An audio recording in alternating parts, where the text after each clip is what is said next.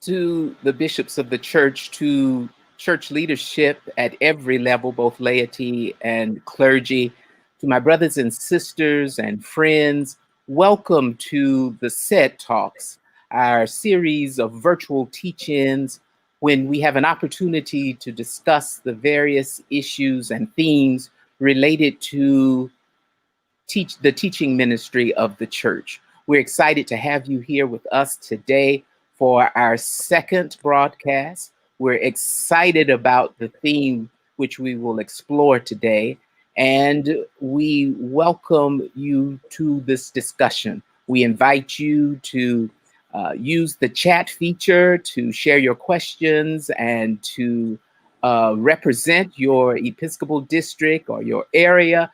We want to see who is here, so we invite you to do our roll call so that we know who is watching and who is participating in this CED talk. On today, our theme is ministry with young adults. And we are so happy to have as our guest interviewer, Miss Martinique Mix. She serves as the Connectional Richard Allen Young Adult Council President. RAYAC is our Fellowship of Young Adult Ministries for our denomination. Sister Mix is a very active member of the church. Her home church is Big Bethel African Methodist Episcopal Church in Atlanta, Georgia, where she is a very strong and active layperson. Ms. Mix is involved with the Women's Missionary Society and the lay organization of the AME Church at just about every level of those organizations. She's a graduate of Savannah College of Arts and Design, and she's the owner of her own graphics design business. So we're very happy to welcome her here today as she will interview our guest. And our guest for today is the Reverend Dr. Reginald Blount. Dr. Blount is the former Christian Education Director for the 4th Episcopal District in the AME Church. He's also the former, and I believe, founding Vice Chair of the Fellowship of Church Educators for the AME Church, and now serves as the pastor of Arnett Chapel AME Church in the 4th Episcopal District, and is our vice chair of the Commission on Christian Education. Dr. Blount also serves as the Associate Professor of Formation, Leadership, and Culture at Garrett Evangelical Theological Seminary in Evanston, Illinois, where he also serves as the Director of Holy Yearnings, Holy Listening, Holy Partnerships Young Adult Initiative. In his capacity, in all of these capacities, he comes to us to share with us his wisdom and some strategies and possibilities as it relates to ministry with young adults in our Zion. I welcome them both. Hello, Dr. Blount. Hello, Madam President. How are you? I'm fine. Before I get started with the questions, I do want to just make a statement about how, I don't know if you recall, but before I actually got elected president of RAYAC, I met you a few days before the election, and that's when you were working on one of your studies for young adults. So just to be able to see the contrast in both of our journeys in young adult ministry and research is amazing. 6 years later, and now I get to interview you. So I'm excited. So I'm excited as well. I'm glad to be with you. Thank you. So our first question is, tell us a little bit about your vocational journey as a Christian educator. Well, let me first thank Dr. Pierce for this opportunity to share in this inaugural CED Talks. My journey, vocational journey of Christian education as a Christian educator, and that's a funny one because Well, I never thought growing up I would be anybody's educator or would be in ministry for that matter. I'm a graduate of Tuskegee Institute. I have a bachelor's of science degree in chemical engineering. And so I just definitely saw my trajectory being in corporate America, working in chemical engineering, maybe entrepreneurialism and doing my own business and moving forward from there and serving God in other kinds of capacity. But I am often known for saying that God's got jokes. And so here I am. And part of that journey started with being in a Bible study class at St. Philip AME Church in Atlanta, Georgia. And the Reverend Roderick Beelan was the teacher in that Bible study. And in that Bible study, I answered my call as a church educator, as a Christian educator, and in wanting to go into ordained ministry, all in that class that Roderick Beelan taught. So I always give him credit for being an instrument of God for me entering into ministry. As I was working on developing my gifts and skills around Christian education, one of my primary mentors at St. Philip was the Reverend Vivian Green, who nurtured me, encouraged me, was a great support to me. And I also had the opportunity and was extremely grateful to Dr. Kenneth Hill, to Dr. Roberta Hill, and Sister Carolyn Singleton, who also nurtured my gifts. As Reverend Pierce has mentioned, I was one of the founding co-chairs of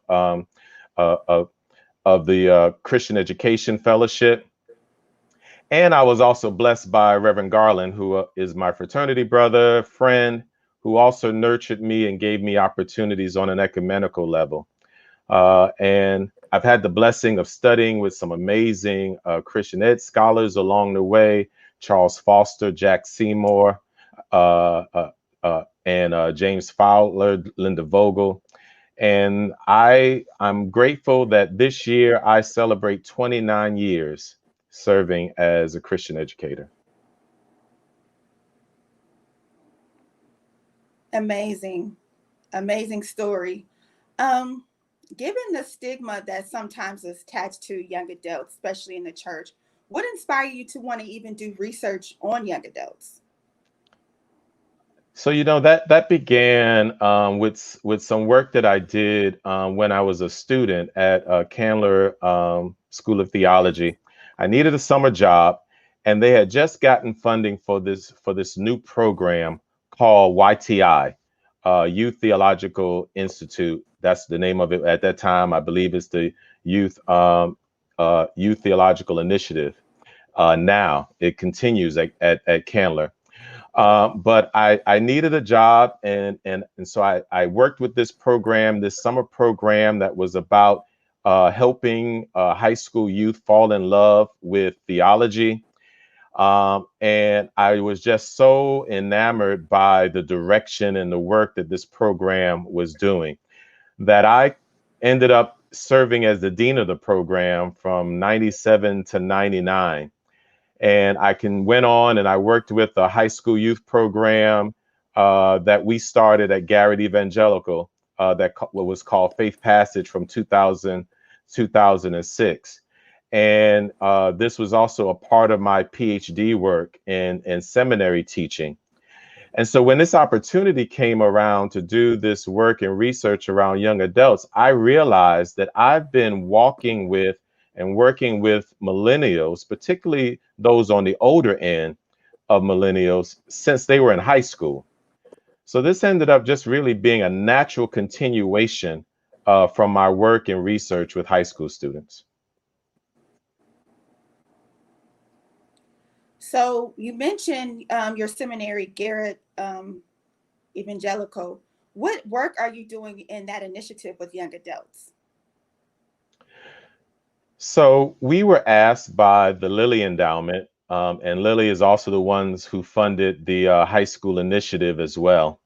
We were asked by the Lilly Endowment to be a part of a cohort of other schools who they wanted to who they wanted these institutions to serve as innovation hubs, to work with congregations, to assist them in launching ministries that nourish and enrich the lives of young adults, particularly young adults between the ages of 23 and 29. They had this hunch, they had this, as well as a concern, that congregations really did want to connect and minister to and with young adults, but their previous practices was not helpful, and almost well, basically unintentionally pushing young adults away. And so the question was, what can we do, and how can we learn from congregations who would intentionally engage in some work in connecting with young adults that we could then be able to share with a greater community? And so Garrett was blessed to receive a $1.5 million grant to conduct this research.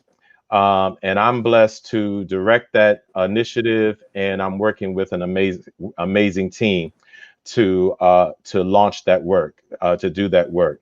And we've been in the midst of it right now, going on 3 years. We named the project Holy Listening, Holy Yearnings, Holy Partnerships.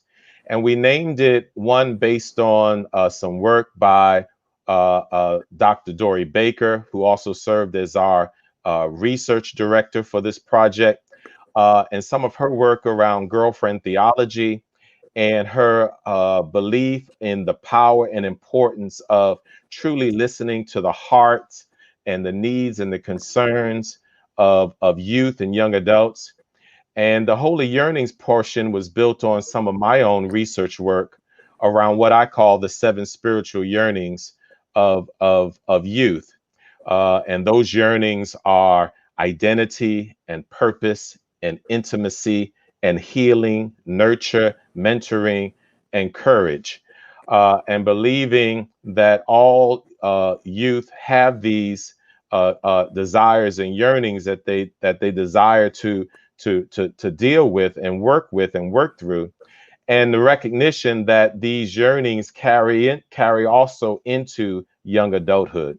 And the Holy Partnerships is recognizing the need for congregations to truly engage in holy partnerships with young adults. Our work is in 3 phases. The first phase was research, where we put together a team of what we call congregational fellows who went out and each of them interviewed 3 young adults about their faith, about the joys and challenges of connecting to a church, and how are they choosing to live out their faith. And then our second phase was selecting 13 congregations where we would train them in the religious and spiritual life of young adults, teach them design thinking skills to develop a year-long project. And our grant provided an opportunity to give each of those congregations $30,000 to do their work. And phase 1 and phase 2 is completed now, and we're now in phase 3, where we're pulling together all of our learnings, created some reports related to them, and we're in the process now of writing a book about what we have gained from that work. Amazing. So you mentioned you were you completed phase 1 and phase 2.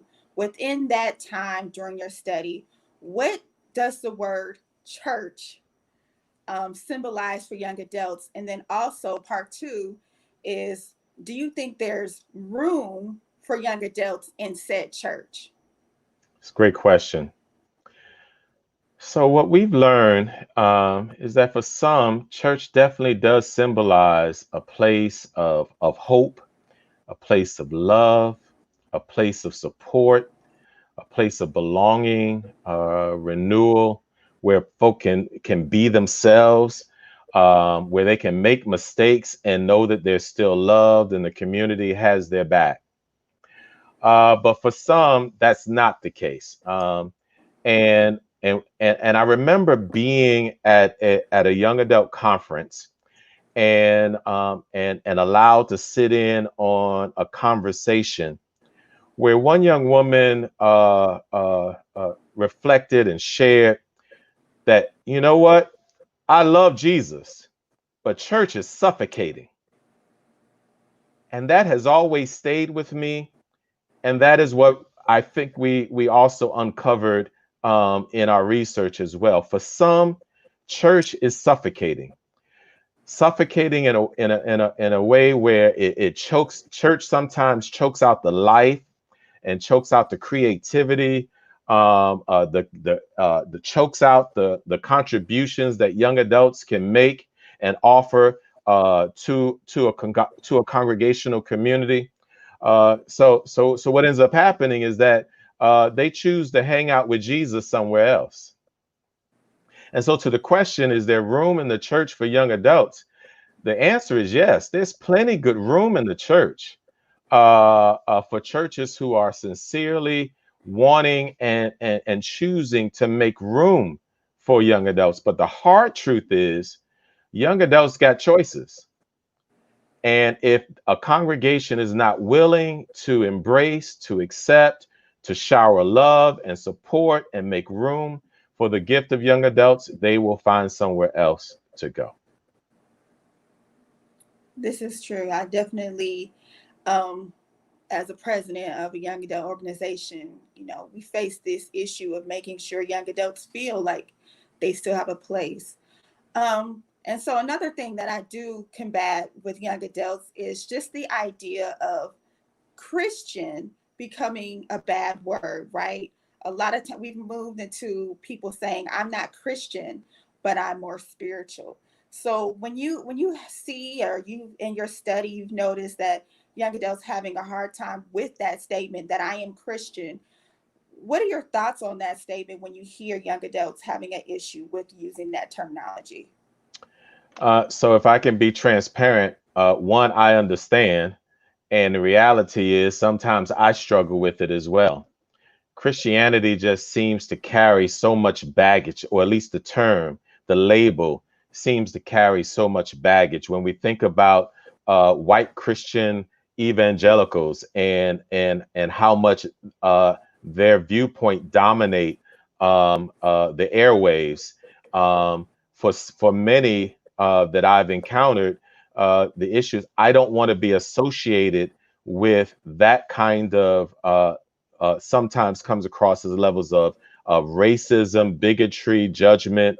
I don't want to be associated. I love Jesus. I want to be associated with Jesus. I want to walk in the way of Jesus. I want to be a disciple of Jesus, but I don't know if I want to carry this label of being Christian because again, it just has too much baggage.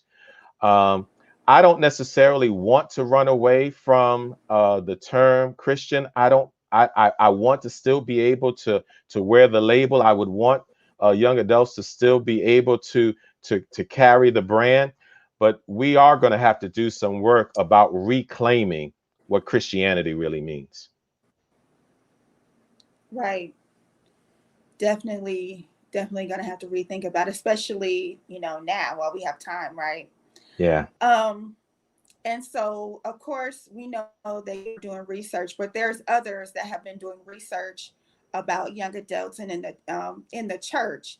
And so one of the things that we noticed, over time within that age category is that there has been a large exodus of young adults from churches.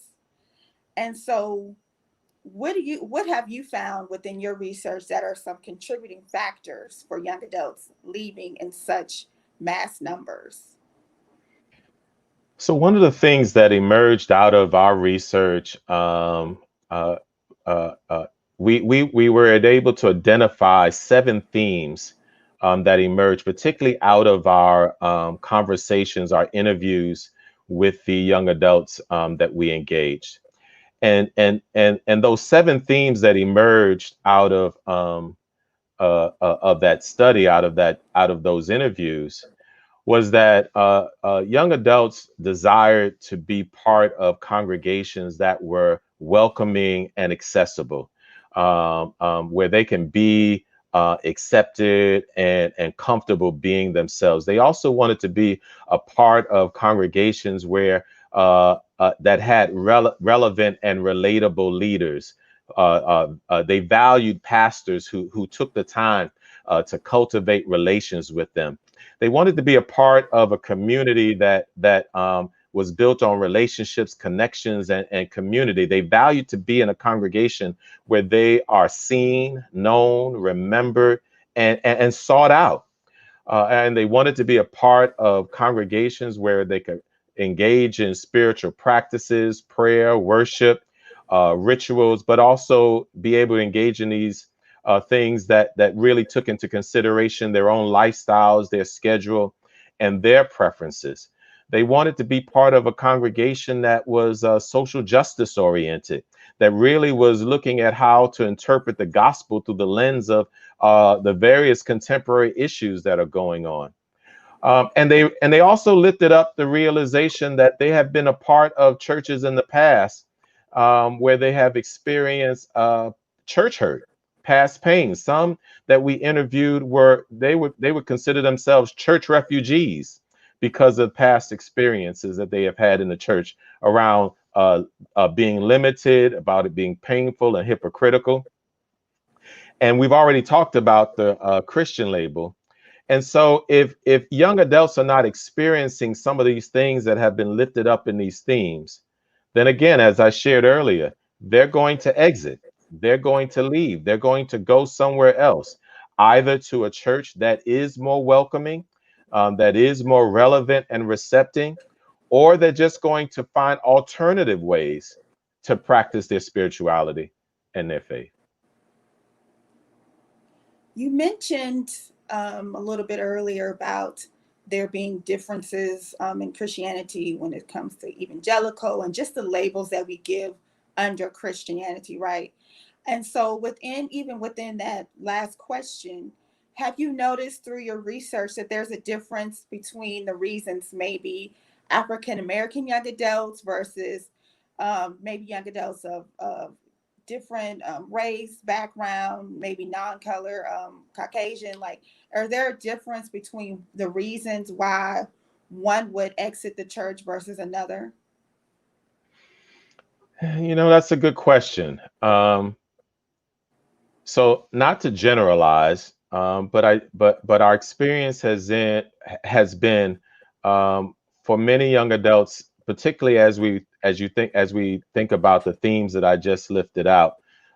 Those are some of the same desires and yearnings that we found many, if not most, young adults desired. No matter what cultural or ethnic background they are a part of. But I would say that my experience has been African Americans, Black young adults tend to approach church a little bit differently than those who are not Black or African American, just from a cultural standpoint. We just do church differently from a cultural standpoint.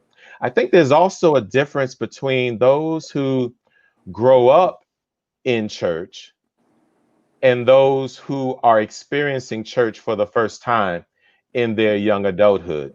They don't know the inside language. Those who did not grow up in church, those who just meeting church for the first time as young adults, they don't know the inside language. They don't know the do's and the don'ts.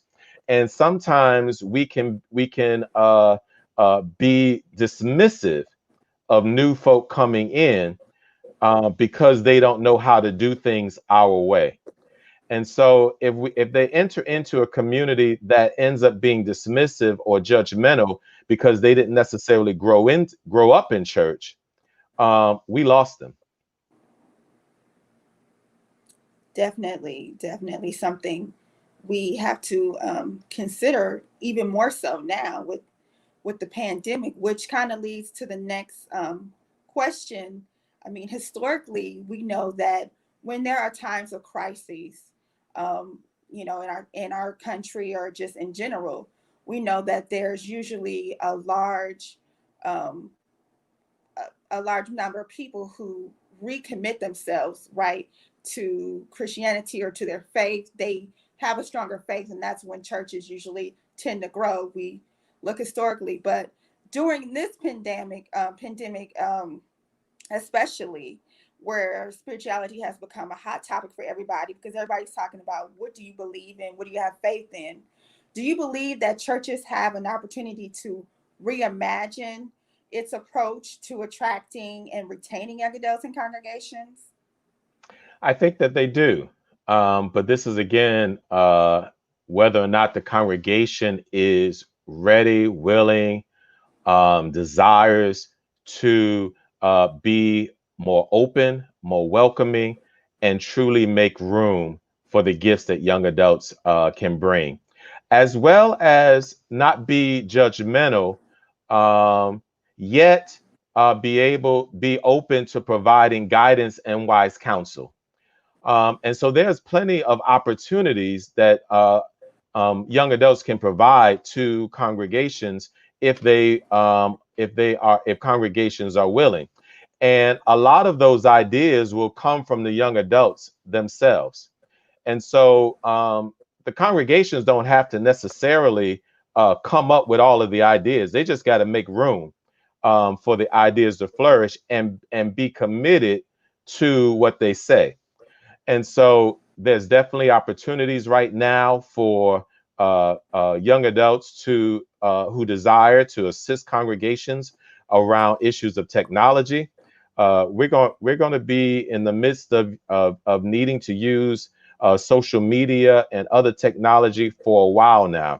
Whatever we might think about going back to normal, we're not going back to it. So we got to learn now how to live now in whatever this new reality we find ourselves in. And I believe young adults can help us lead the way in being able to do so. My experience and my research has demonstrated young adults want to be connected to something greater than themselves. They want to be connected to those who are engaged in some level of social justice and trying to make a difference in the communities that they serve. So our congregations making opportunities and room for young adults to lead various kinds of projects and programs and initiatives that are really trying to make a difference in the community where those churches are. Our congregation was blessed to be able to do a pop-up food distribution for 12 weeks this past summer in the community where we serve, partnering with the Greater Chicago Food Depository. And the majority of the folk who participated, volunteered, helped lead our initiative and work was our young adults, where we were able to feed the hungry, address the food disparities in the community where we serve, to live out Matthew 25, when I was hungry, you fed me. And so there's great opportunities. We just need to open up our eyes. We need to release some levels of control and allow young adults to come in and do what they are naturally gifted to do. Right. And the great thing about that is, even as we reimagine, it doesn't have to look the same for all churches. You know, we don't want there to be a one solution for all. Like, if you reimagine something for your church, it might work where your church is, and you just figure out what works and see what young adults in your church want to do. So you kind of mentioned this a little bit earlier when we're talking about church hurt, right, and forgiveness. But what role does church hurt and forgiveness play in delivering Christian education to young adults? That is an excellent question. I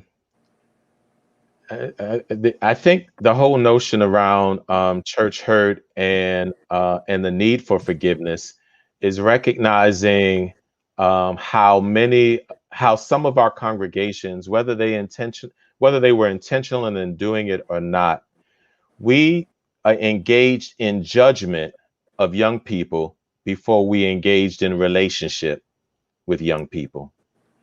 My experience has been Nobody has a problem receiving discipline if they know that they're receiving it from folk that they know love them. But if we immediately go into judgment, if we immediately want to tell folk about what they're wearing, about how they're behaving, and you don't know nothing about them, you barely know their name, then nobody wants to be a part of that. And particularly young adults don't want to be a part of something that we're on the front part of it. You say we're all about love and caring, but you're tearing down and you're judging.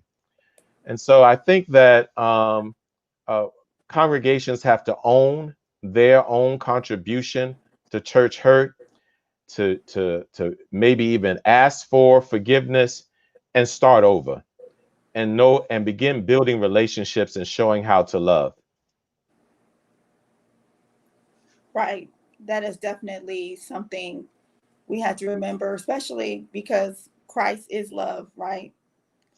And so that is our main goal as church, to deliver. Well, you know, one of my things is, you know, we as an AME church, let's talk definitely AME now. You know, we recite, well, at least we used to, we recite the Decalogue every Sunday, right? Yeah. And I would argue that the sharing of the Decalogue and the summary of the Decalogue is basically at the heart of, excuse me, our theology. And so we're the only denomination that I've come across that rehearses the summary of the Decalogue on a regular basis. Hear what Christ our Savior saith. Thou shalt love the Lord thy God with all thy heart, with all thy soul, and with all thy mind. And the second is like unto it. Thou shalt love thy neighbor as thyself. On these two commandments hang all the laws and the prophets. I got it. So if that is the case, basically what we're saying is every Sunday we're rehearsing what we're supposed to go out and do. We're supposed to go out and love God, love neighbor, and love self. And everything else will fall in line. And so what's the use of rehearsing that if we're not living that out in our own congregations and amongst our own people? And that so, is, yes. Go ahead. No, you go finish. And so, yeah, I mean, it's a pet peeve of mine. If we're not living out what we say that we're committing ourselves to and rehearsing by sharing in that summary of the Decalogue, if we're not living that out in our relationships with our own people, and particularly in our relationships with our young folk.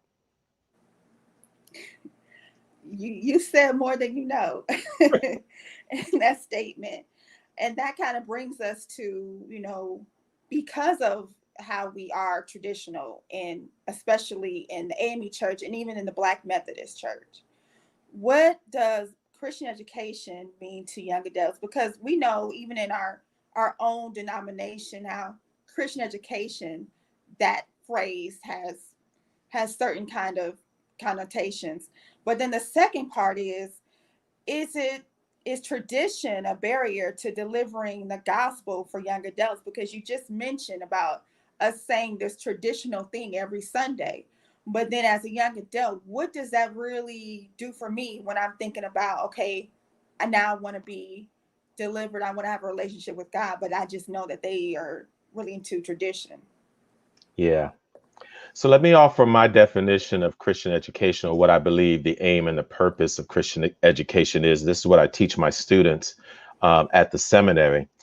I believe the aim, the purpose of Christian education is to set people free to be children of God and free to be co-creators with God, free to be children of God and free to be co-creators with God. The whole purpose of Christian education is to help people live into who they are and why God has them here. And so tradition in and of itself is not bad. Tradition is not the problem. Traditionalism is really the problem.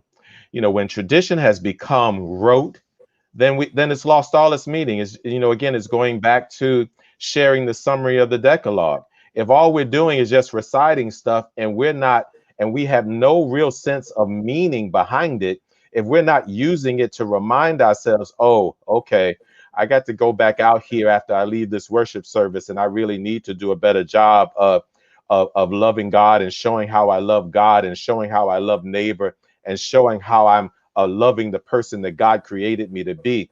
If I'm not doing it, then all we've done is raised our tradition to traditionalism. It means nothing. It's empty. You know, when we raise our traditions to sacred, as if they were handed down to us from God versus something that we constructed, then we also miss the mark.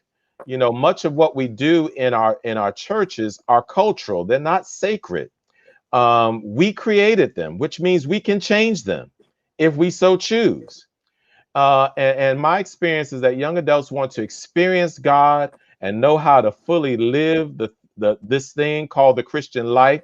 So if Christian education does not include offering ways to truly experience God and life application, helping people to be set free and to really be co-creators with God, then it's meaningless. You mentioned when we were talking about the reimagining of church, what young adults are, looking for, but could you kind of give us a little bit more information about when young adults are searching for a home, a church home, what are they looking for? So I kind of like to call it radical hospitality. Young adults are looking for a place where they can be who they are. I can come as I am. I'm not going to be judged. It's going to be a place for me to wrestle with my questions and not be questioned whether my question is the right question or not. They're looking for a place where they're fully embraced. They're looking for a place that's going to give wise counsel, because I keep going back to, but my experience has been young adults don't feel, not all young adults, and I would say almost all young adults don't feel like they know everything. They want wise counsel. They want folk to say, okay, you've been through this stuff before. What did you go through that I can learn from? But they want to receive that from a place of love and support and relationship, not judgment, not tearing down, not looking down upon. And so to really call a place home is a place where they're experiencing radical hospitality. Definitely. That is coming, I think within the last, 10 years, radical hospitality has gone from a bad word, a bad phrase, to something that we use often, but even millennial jargon, we would call that having a safe space. Yeah. So, we have different words, but when millennials come to you and they're looking for a safe space, that's what they're looking for. They're looking for radical hospitality. And so, what's interesting about Dr. Blount is that he is living a sort of double consciousness, if you will, because not only is he a researcher and a doctor and someone who has knowledge, but he's also a pastor. So as a pastor, what have you, changed based upon your research and your church dealings with young adults?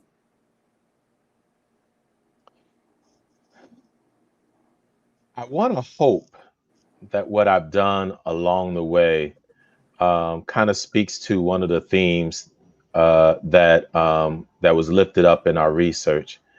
I hope that I have been relevant and relatable.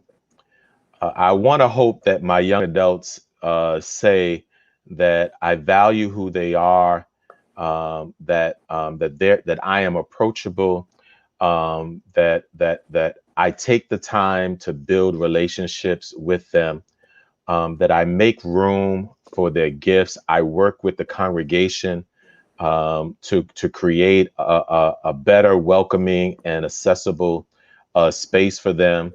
I hear oftentimes background noise that, well, that pastor, he really likes them young people. So I think sometimes my older folk think that I might be ignoring them. And I hope that I don't ever come across as I'm intimidated by the ideas that our young adults bring. I really strive hard whenever any of my young adults bring to me a recommendation. I strive hard never to say no. Let's talk about this. Let's work through this. Let's figure out how we can make this work. And we go forth to make it work. So many of the ideas that we have moved forward, that we have done, moved forward with at my congregation, Arnett Chapel AME Church in the south side of Chicago, has been based on me not saying no, but me saying, let's figure this out. That's definitely something that will provide a safe space for young adults. So we are definitely grateful for you in that perspective. So one thing we do know is that the AME Church is global, and we love saying about our global presence, right? But as you've done research, what are some things and strategies that have emerged, that you've learned, that you believe that could actually be applied to congregations that are outside first of all, the continental United States, but also outside of just the cultural norms that we often think about when we think about Black church when it pertains to us? And what are two examples of just some things that we can kind of take and then bring it to other cultures and other countries and continents? So, I think I'll answer it, but I also want to flip the question back to you, because I know that you have been working closely with your RAAC members with our congregations that are overseas, and particularly in Africa. But I came across one study that says a little over 50% of the population of the world's population is 30 and under. And close to 90% of that number are in countries where our churches are overseas.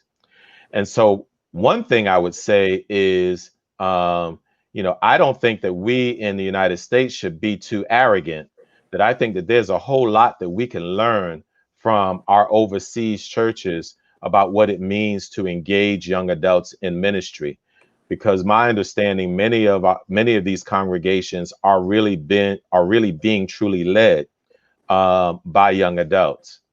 But as it relates to my research, again, I find myself going back to some of our themes that I think that we need to be, that if congregations are welcoming, affirming, making room for the gifts and the talents that God has placed within young adults, and truly allowing and making space for them to live that out and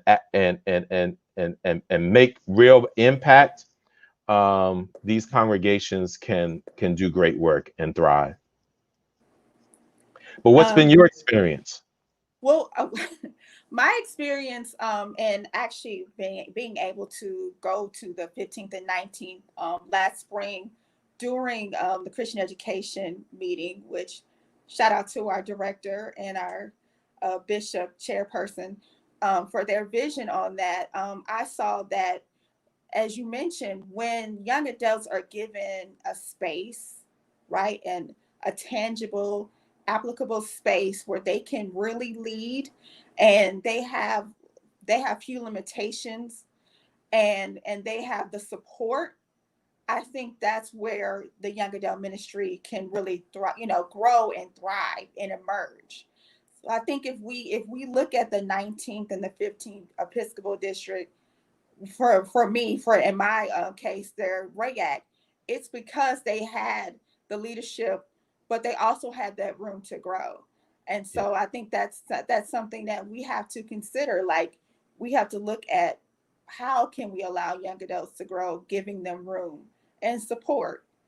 and it shouldn't change with leadership. The support should not change with different leaders. So I think that's important that they have support. So you have so much knowledge, right? We don't even ever have the time to talk about how much knowledge that you have. And you have years, like years of knowledge, right? So how can the people who are watching, who might watch later, how can they get more information about your research? And when will we get all of the information in phase three, phase three, as you had mentioned earlier? So you can access some of our insights and learnings now on the Garrett Evangelical webpage. I think the easiest way to access it right now is if you would Google Garrett Evangelical Young Adult Initiative. You would then find a link that would take people to our website. That's part of the greater Garrett Evangelical web page. And there you will find our report, our first report that we produce that gives some insights to these themes that I've been speaking to, and the research that we did in interviewing various young adults and what we gleaned from that. And then there's also our most recent report that gives the highlights of what our 13 congregations that we ended up working with and their work and some of the learnings that they were able to gain in work in doing their year-long project. You'll also see some references to specific kinds of work and projects that some of our congregations engaged in, as well as links to a past webinar, a series of webinars that our team did related to the themes that I've outlined. Well, I'm so grateful for the opportunity to be able to have been able to interview you today.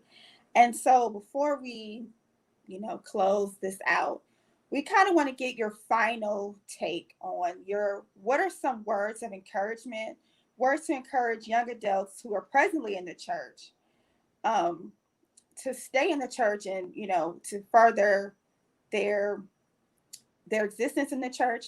But what are also some encouragements to churches to finally want to open up to young adults and reimagine young adults in their church?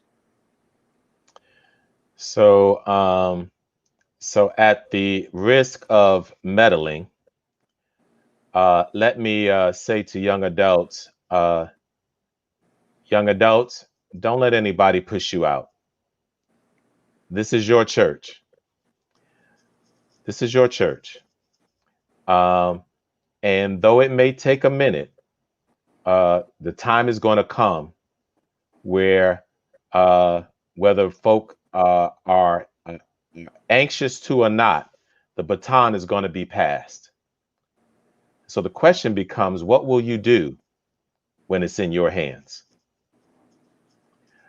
But don't let anybody push you out. And congregations, I would say, we don't know what the future brings. But what I do know is that much of the giftedness that we need to keep our congregations thriving lie in the gifts that young adults bring. And so we can ignore them at our own peril. If we really want to see our church continue to live on past this space and season that we find ourselves in, then we need to make sure that our young adults are part of reimagining what church is going to look like on the other side.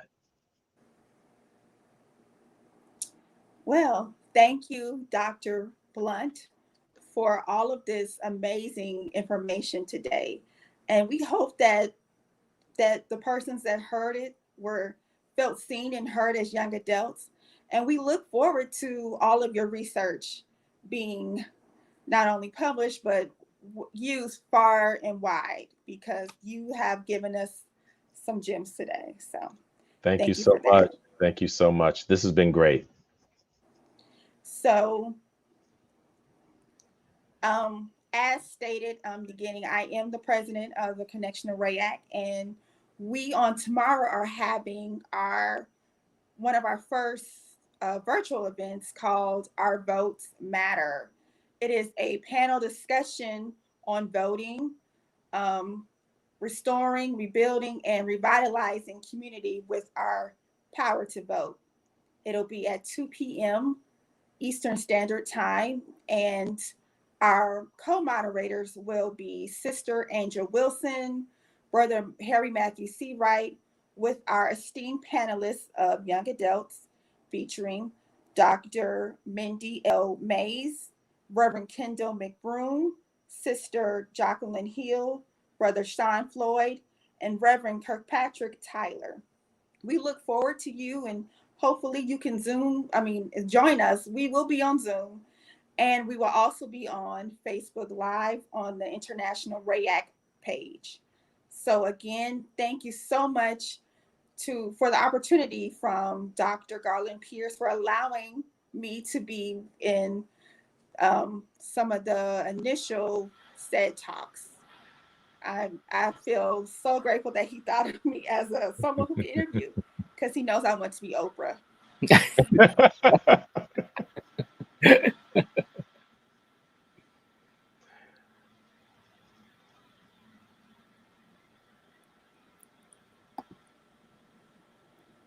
And thank you, Dr. Garland, for the opportunity. So the pleasure certainly is all mine, and I thank Miss Mix, Oprah Jr., and Dr. Blount for a wonderful conversation, a much needed conversation. Hopefully it is a conversation that will continue with young adults and with those who are interested in creating space and creating a home and joining in ministry with them, in order that we all might be set free to be co-creators with God.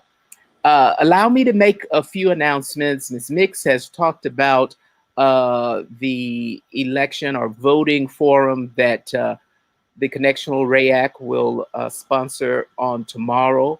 Across the Atlantic in the 19th Episcopal District, which was referred to earlier in our talk today, the 19th Episcopal District RAYAC will hold its convention as well on tomorrow. So we certainly ask for your prayers on their behalf. Also on tomorrow, the members of the Fellowship of Church Educators will host a virtual breakfast, brunch, fellowship meal, depending on what time zone you're in, on Zoom tomorrow, Saturday, September 26th, 11 a.m. Eastern, 10 a.m. Central, 9 a.m. Mountain, 8 a.m. Pacific, and 5 p.m. South African time.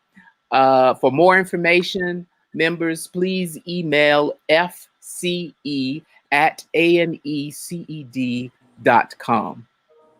The department continues to offer resources for our formation even during this pandemic, such as home and personal devotionals, intergenerational activities, videos, music downloads, as well as resources for what's left in September, which we designate as Christian Education Month. You'll find litanies, promotional and recruitment ideas. All of this information is free. All of this information can be found at https://ameced.com/free-resources.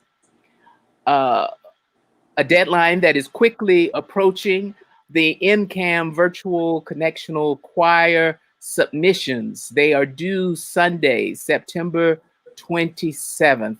Hopefully you have seen the promotionals. Again, you will find the promotional information on our website as well. If you have questions or concerns, please email director@amemcam.com or associate director@amemcam.com. The MCAM presented at Pentecost a wonderful virtual choir rendition of Richard Smallwood's Total Praise, and now they are preparing to make another presentation, and we want voices from across the global connection to participate. We have kind of modeled our CE talks after the Christian Recorder Dialogues, which have been broadcast for some weeks now. Some wonderful guests, some very stimulating conversation. Another TCR dialogue will take place this coming Monday. It will be a roundtable with AME church members who are state legislators. That's Monday, September 28th, 1 p.m. Eastern. Another deadline that is quickly approaching for those who are U.S. citizens or who are living in the U.S., more specifically, the census.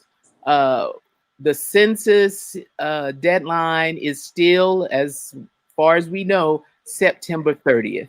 And we do need everyone who is residing in the U.S. To be counted. We know there have been particular challenges this year with the pandemic and with the number of natural disasters. But given that so far the deadline has not been extended, the data which will be collected will impact our lives, our collective lives, for some time to come. It's so important that everyone participate and be counted in this census. So we encourage you to visit the website in order to complete the census. It only takes a few moments. Let me again thank our interviewer, Ms. Mix, and our guest, Dr. Blount, our vice chair, for a wonderful dialogue today. Let me also acknowledge and thank our chair of the Commission on Christian Education, Bishop David R. Daniels, for being our chief cheerleader and a huge support to all the work that we try to do in this teaching ministry of the church. We certainly want to acknowledge Woods Digital Solutions for all of the graphics work and design for today. Ms. Carlene L. Douglas, our department office administrator, Ms. Kiriatiana Freeland, our webinar broadcast producers, all of you, and we did see you answering the roll call. We know that you are representing all over our connection from districts 1 through 20. We thank you for your ongoing support. Please know that we are here for you, attempting to offer resources that will help you to be free, to be children of God and free to be co-creators with God. On that note, we wish you blessings for the remainder of Christian Education Month 2020. Keep your eyes open for future CED talks. They will be coming, and we hope that you will participate in them again. As we say goodbye to you for today, we end with one more AMEV alert voter mobilization video, this one featuring the president of the Bishops' Council, Bishop Michael Mitchell. My sisters and brothers, as we look back through the pages of history, one of the things that we will discover is 1787 was a very good year. The African Methodist Episcopal Church was born. 223 years later, I've learned that only a few things never lose their importance. One is voting. Our power is at the voting box. November the 3rd is Election Day. I urge the 12th Episcopal District, home of the Little Rock Nine, to join with the AME Church in the work of the AME V Alert by using the toolkit found at www.amev-alert.org. You will have a step-by-step guide to ensure that your vote counts. Let's get every voter to vote in 2020. I'm Bishop Michael Mitchell, presiding bishop of the 12th Episcopal District, comprising the state of Arkansas and Oklahoma, and also serving as the president of the Council of Bishops, and I approve of this message.